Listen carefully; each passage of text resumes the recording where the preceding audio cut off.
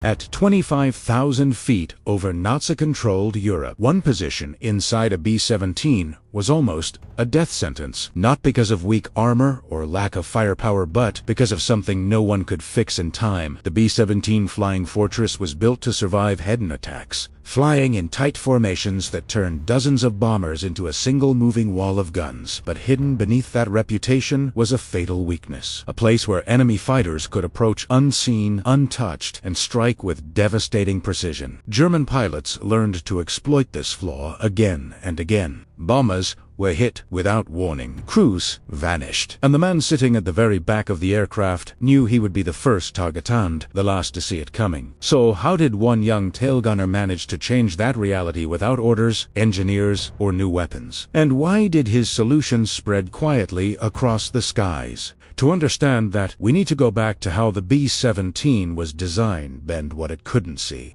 During World War II, the B-17 Flying Fortress became the backbone of the Allied daylight bombing campaign over Europe. Designed for deep penetration missions, the aircraft was sent far beyond friendly territory to strike factories, rail yards, and industrial centers critical to the German war effort. These missions depended on tight bomber formations, where overlapping fields of defensive fire created a moving wall of machine guns meant to deter enemy fighters. Despite this fearsome reputation, the B-17's strength was collective rather than individual. Each aircraft relied heavily on the others around it, and when formations broke, vulnerabilities became deadly. German fighter pilots understood this well and developed tactics specifically aimed at exploiting the bomber's weakest points rather than confronting its strongest defenses head-on. Among all crew positions, none embodied this danger more than the tail gunner. Physically, the tail compartment was cramped, barely wide enough for a single man and his guns. The gunner sat isolated at the extreme rear of the aircraft, surrounded by thin metal, exposed plexiglass, and the full force of high-altitude cold. Temperatures routinely dropped far below freezing, and oxygen deprivation, frostbite, and exhaustion were constant threats even before enemy fighters appeared. Psychologically, the position was just as punishing. The tail gunner knew he was the first line of defense against attacks from behind, often the first target. Enemy fighters approaching from the rear naturally aligned with his position, making him the focus of incoming fire. Survival depended on split-second reactions and clear visibility, both of which were compromised by the aircraft's design limitations. The most dangerous flaw was a blind spot beneath the tail. While the B-17 bristled with guns on top, sides, and belly, there remained a lower rear angle that no turret could fully cover. German pilots were trained to exploit this gap, approaching from low behind the bomber, where they remained invisible to the tail gunner until the final moments of the attack. From this position, fighters could climb slightly and fire directly into the bomber's fuselage, engines, or fuel systems with devastating effect. Crews were painfully aware of this vulnerability. Reports circulated of bombers taking sudden, catastrophic damage from unseen attackers, often with little warning. Engineers considered potential solutions, but wartime priorities focused on engines, armor plating, navigation systems, and rapid mass production. As a result, the blind spot remained largely unaddressed throughout much of the war. Even the development of the tailgun turret itself, as recalled by Boeing worker Vern Nordstrand, was constrained by space and engineering limits. The turret improved rear defense dramatically, but it still relied on the gunner's direct line of sight through narrow windows. Expanding visibility beyond those physical boundaries was not part of the official design philosophy at the time. This lethal combination predictable enemy tactics, limited visibility, and the unforgiving geometry of aerial combat set the stage for a solution that would not come from engineers or command, but from a single gunner fighting for survival. If this story has pulled you into the world of the B-17 tail gunners, take a moment to support the channel. A like, a subscription, and notifications help keep these forgotten stories alive. Because what started as a desperate observation is about to become a battlefield experiment. The idea did not come from an engineering office or a formal design meeting. It came from exhaustion, fear, and repetition. The young tail gunner at the center of this story was likely not yet 20 years old, but he had already flown multiple combat missions deep into enemy territory. He had watched fighters tear through bomber formations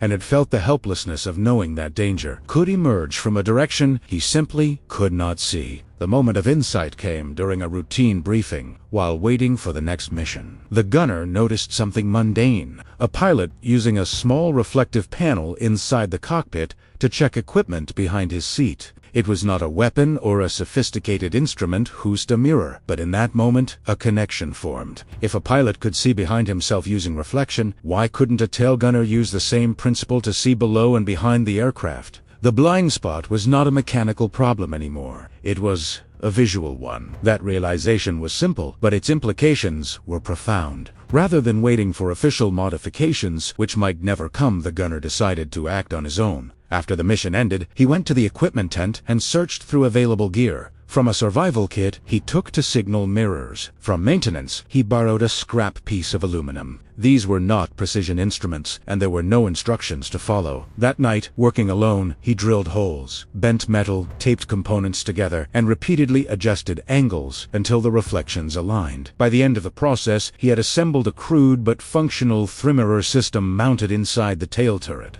When he finally looked through it from his firing position, the result was immediate and unmistakable. The area beneath the tail, previously invisible, was now clearly reflected into his field of view. For the first time, the most dangerous angle of attack was no longer hidden. The system did not replace his direct sight. It expanded Italiano. Instead of reacting blindly, he could now observe movement, glints of metal, and shifts in light where enemy fighters typically approached. The next morning, the rest of the crew discovered the unusual setup. Their reactions ranged from amusement to skepticism. Some joked that the tail turret looked like a barber shop filled with mirrors. Others laughed that German pilots might be blinded by reflections before being shot down. But the gunner paid little attention. He understood exactly what the mirrors represented: time and awareness too. Things tail gunners almost never had enough of. The real test came during the next mission. As the bomber flew over enemy territory, two Messerschmitt 109 fighters executed the classic German attack profile. They approached from low behind the aircraft, staying beneath the bomber's tail where they were normally invisible. Under standard conditions,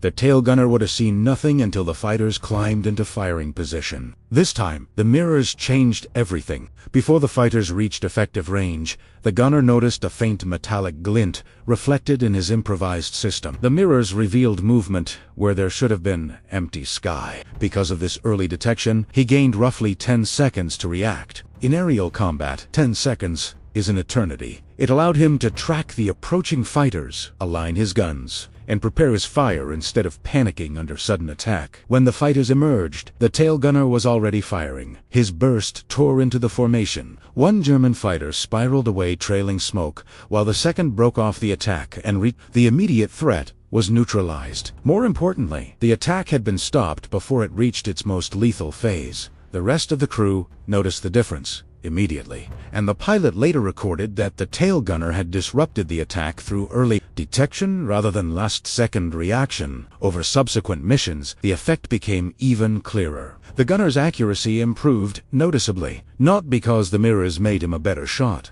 but because they allowed him to engage earlier and under controlled conditions. Instead of firing blindly at sudden targets, he could track enemy fighters as they approached, adjusting his aim with precision. Informally, the improvement was described as dramatic, reportedly as much as a 300% increase in effectiveness. Word spread quickly within the bomber group. Other tail gunners climbed into the turret to see the setup for themselves. They asked questions, examined the angles, and tried to replicate the idea using whatever materials they could find. Soon, multiple B-17s were flying with their own improvised visibility rigs. Some used pocket mirrors, others scavenged broken periscope glass, polished metal scraps, or even flattened spoons. No two systems were identical, but all followed the same core principle: extend the gunner's field of view without altering the aircraft's official structure. This grassroots adoption was remarkable because it happened entirely outside formal channels. There were no manuals, no standardized kits, and no official approval. It was a solution shared through word of mouth,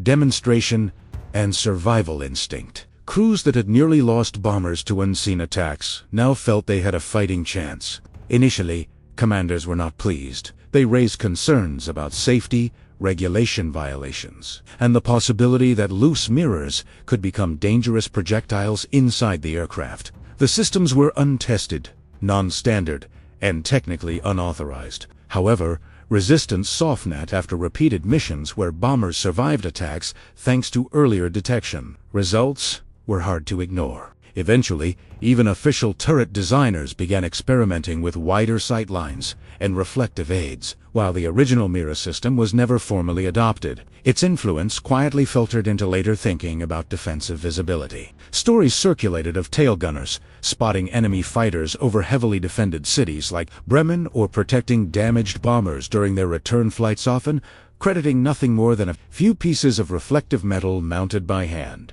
What began as a desperate improvisation had become an unrecognized force multiplier, not through firepower or armor, but through vision. In a war dominated by massive machines and industrial scale, this small optical idea reshaped the fight in the last, most vulnerable position of the B-17. The young tail gunner who created the mirror system never became a name in official history. No report recorded his invention. No manual referenced his solution. He received no medal, citation, or formal recognition for what he had done. Yet among the crews who flew with improvised mirrors mounted inside their tail turrets, the impact was undeniable. The reason was simple. The mirrors did not make the B-17 stronger. They did not add armor or firepower. They gave something far more valuable in aerial combat: time. By exposing the blind spot beneath the tail, the system transformed surprise attacks into detectable threats.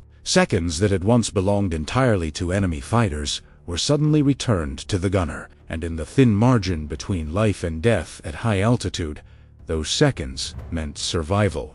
This quiet innovation fits into a broader pattern described by Nordstrand, who helped build the original B-17 tailgun turret. Looking back, Nordstrand reflected on how many lives were saved by defensive improvements that seemed unremarkable at the time, only later revealing their true importance. The turret itself was once viewed as just another component. Only after meeting gunners and hearing their stories did its value fully become clear. The mirror system followed the same path. It emerged not from formal planning, but from necessity. It was shaped by the realities of combat rather than theory. And although it never became standard equipment, its influence lingered subtly, shaping later thinking about visibility, sightlines, and defensive awareness in bomber design. History often remembers wars through grand strategies, famous generals, and industrial output. But this story reminds us that survival sometimes hinged on smaller acts of ingenuity: a scrap of aluminum, a pair of signal mirrors, and a young gunner who refused to accept that a blind spot was inevitable. In the end, the mirror system stands as a quiet testament to battlefield innovation created under pressure, shared through trust, and remembered not by paperwork, but by the crews who made it home alive.